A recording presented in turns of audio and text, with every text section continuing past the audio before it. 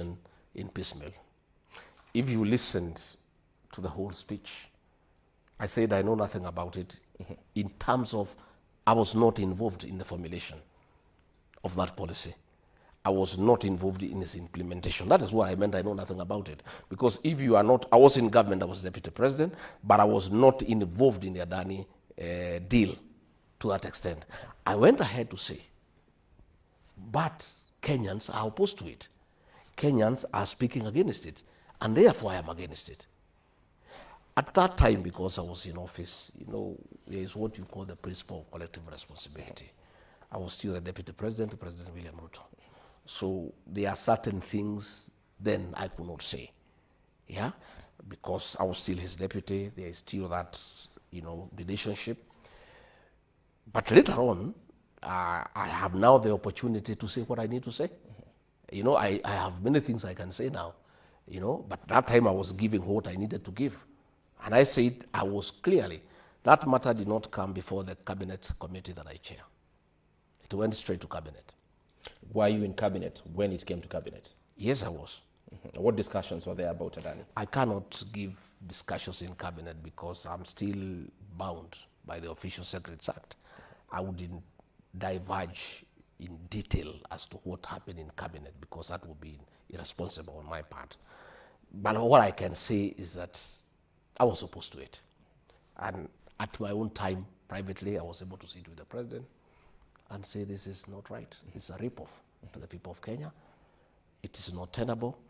And also, because I was elected, in our administration, I was the lone voice that would tell the president what anybody else cannot tell him. Because as an elected leader, you interact with the people. I also have serious political networks that are independent from the president that talk to me daily so that I get to know what is going on. And as principal assistant to the president and as his advisor, I took it upon myself, and it's a job I did that cost me heavily to always tell him the truth. Excellency, allow me to interject because you have said that yes, you sat in cabinet and you cannot divulge issues discussed in cabinet. This is a matter in public.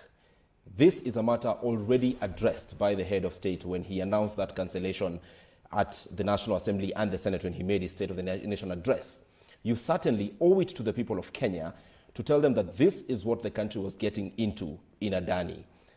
Who was tasked to do what in cabinet, and how exactly was this deal reached? When was it signed? Those are the questions that Kenyans are watching today I have told you want to clearly, understand. I've told you clearly that nobody involved me.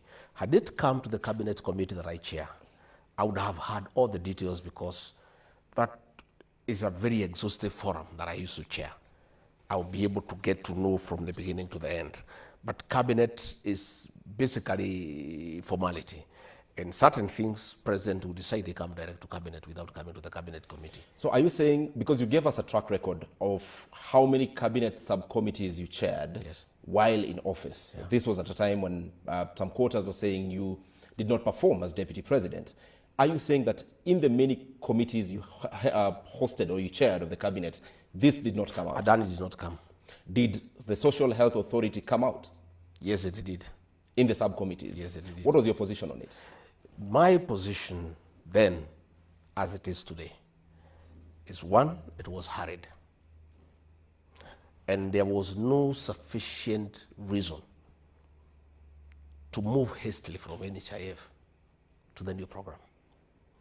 And from my own reasoning, when I even looked at the mathematics surrounding that program, is that it would have cost us between 700 to 800 million to upgrade the system that was running the NHIF to make it compliant. Yet we are moving to a new program that is costing 104 billion shillings. And in my view, my very honest view, that's the crux of the matter. That is a rush. That is a focus, the 104 billion. And when you listen, Karanja, me, I'm a people's person.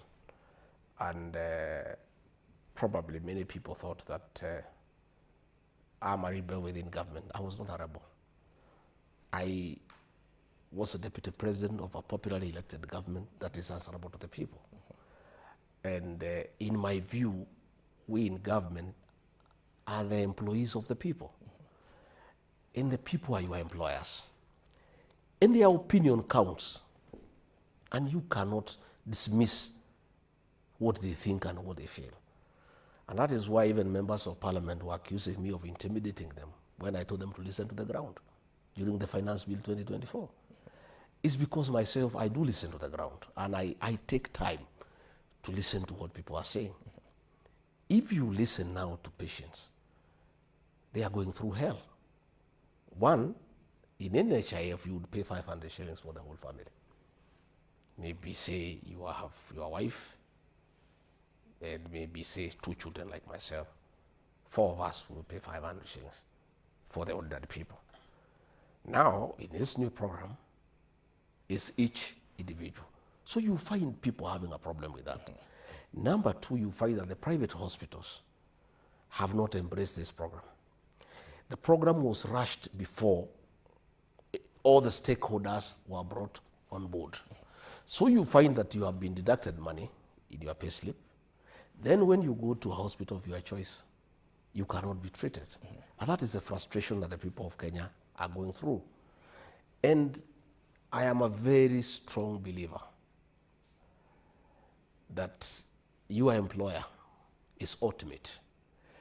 And the feeling of your employer is so central in whatever decision that you make. In this case, the employer here are the people of Kenya. The people of Kenya. Your Excellency. And if you find the people are up in arms, and everybody is complaining, the stakeholders are complaining, Kenyans are complaining, you simply cannot ignore them and decide that you must do what you have decided because it's a government program. Because that government program is meant to benefit some people.